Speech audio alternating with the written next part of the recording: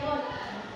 Wherein, sa ginagalasin namin 2 years, kada result sa graduates natin sa high school is kada result sa 18 and above. So, pwede na sila magtrabaho. Gamit ang national certificate or NC2 or NC1 or NC2, ang mga grade 12 graduates is pwede na sila magtrabaho gamit ang NC2. Diba? Okay, so, hindi na kita proceed na kita din sa so, the following are mga standards na sunod sa mga implementer, developer pala. Curriculum developer. So, una, the curriculum shall be learner-centered, learner-centered, inclusive, and developmentally appropriate. So, ang curriculum daw, na inapitutog curriculum, dapat kung learner-centered. So, sa nangyayari niya sa aton, kitaan na hihimuksan aton, kita nag-perform sa naton, i-perform na naton, aton inaadman. Tapos, inclusive, para sa matanan. Tapos, developmentally appropriate. Dapat, developmentally para pasulong, na adalas, tapos sa study na siya. Next is, The curriculum shall be relevant, responsive, and future-proof. yan. So, ang curriculum, dapat relevant siya, relevant sa mga students, pati sa mga teachers. Tapos, responsive. Parang, responsive.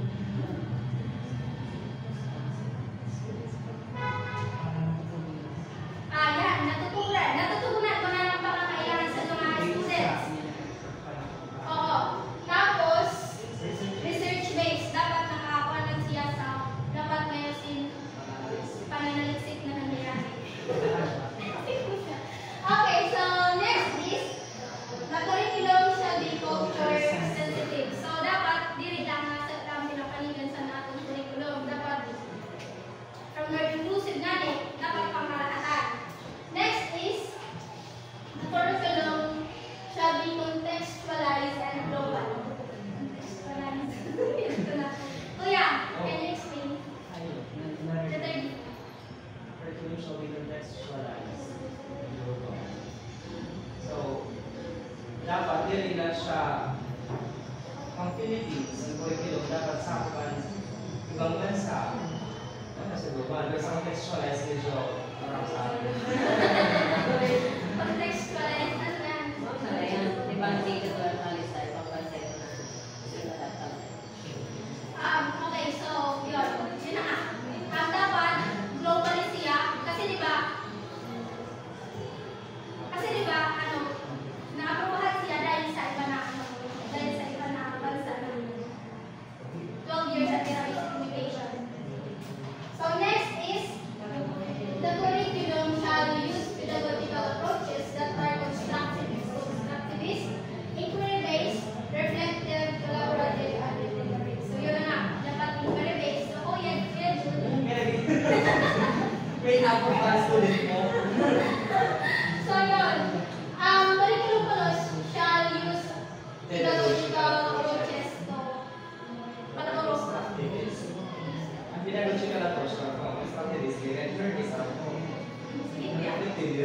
Buat di ba? Integrative parang integration, diba? Tapos, reflective naman, dapat nag-reflect sa mga students. Una na naman. Kung naikimod, dapat. Tangible.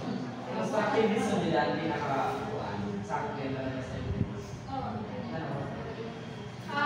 Constructivist. Ano constructivist?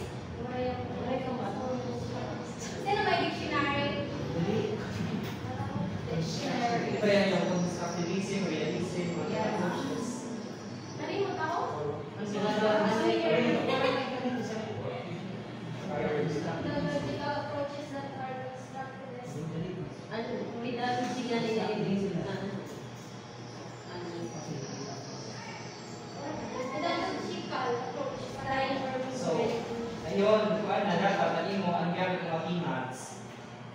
nalili na siya teacher-centered, student-centered na.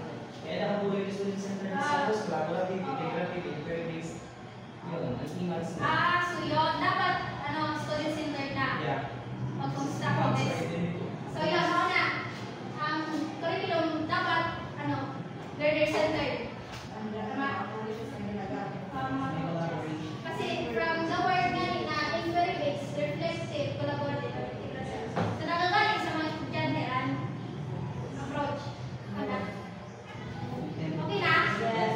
Next. So next is, the curriculum shall adhere to the framework of mother tongue-based multilingual education, which starts from where the learners are and from what they already knew, proceeding from the known to the unknown, instructional materials and capable teachers to implement the MPD and how the curriculum shall be available. So yun, mas simple na natin na pagtuto. Yun. So next is,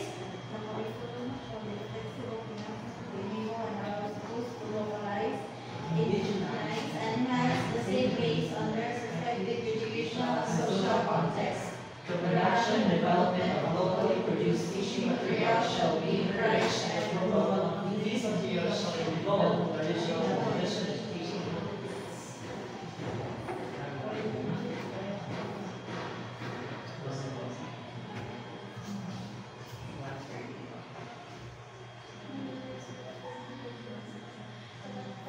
so yun, dapat diba, alam mo yung curriculum is flexible na siya. Ano ba yung flexible? Flexible and allows both for the So, gintatawag inaalam na school, di ba? na Yan nila natutuksan sa'yo ng competitive pa. Oo, so, damo na niya, hindi ko ka-explain. Flexible ka. For example, ang subject mo science, tapos sunod naman sa technology naman. Parang flexible. Sige mo niya nangyari. Mark, Curriculum, inclusive siya. Pwede siya mas involved nila yung kaswilan ng go. Okay, so, yun. Tama si Sarah. So, next. Yan. So, dito na kita sa 4 subjects sa K-12 curriculum. So, meron kasi senior high school curriculum. There are 4 tracks in senior high school, and these are academic tracks, technical track, sport and arts and design track. So, dito sa atin sa academic track, may 4 strands, gas, use, STEM, tapos ADS. So, ang senior high school curriculum has a total of 31 subjects. Mayroon kasi 15 core subjects, 7 contextualized subjects, tapos 9 specialization subjects. So, sa ating 15 core subjects, may kasi sa language, may kasi oral communication, reading and writing, communication at analytics sa wikang Pilipino at kulturang Pilipino, pagbasa at pagsuri sa iba't ibang teksto tungo sa pananalisis. So, sino nag-agi sit ka mo na nag-iyan stranding. Yung sa ABM.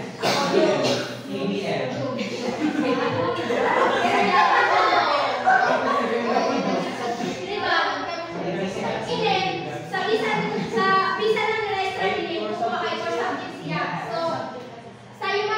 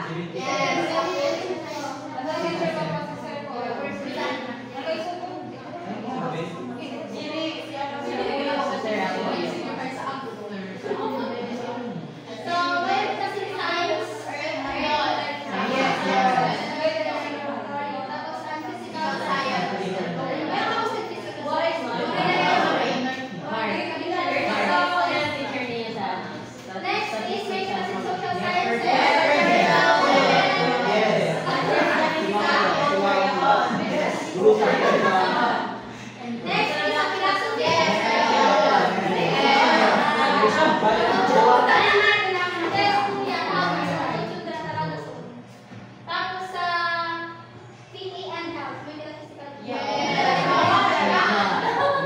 Okay, so, hindi naman kita sa 7 contextual subjects sa academic. Pero sa academic lang, English for academic professional purposes, yun. Alam mo, may academic job. Introduction to research methods. Filipino course. Learners. Entrepreneurship. Research projects.